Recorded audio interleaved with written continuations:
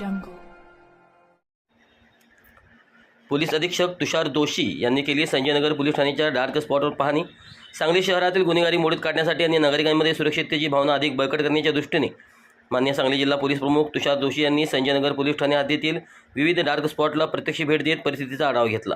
या पाहणी दरम्यान मंगळवार बाजार परिसरातील महानगरपालिका दुकानगाळे, औद्योगिक वसाहतीतील बंद पडलेल्या इमारती तसेच माधवनगर परिसरातील रविवार पेठेतील चांदणी चौक आणि लक्ष्मी चित्रमंदिर परिसरातील खुले मैदान या ठिकाणची सखोल पाहणी करण्यात आली। यावेळी चिंतामणी नगर येथे ज्येष्ठ नागरिकांची संवाद साधताना सार्वजनिक ठिकाणी बाकड्यांची तोडफोड करणाऱ्या तरुणावर पोलिसांनी केलेल्या कारवाईबद्दल नागरिकांनी समाधान व्यक्त केले। तसेच चांदणी चौक रविवार पेठेतील युवकाशी संवाद साधून त्यांच्या समस्या जाणून घेतल्या।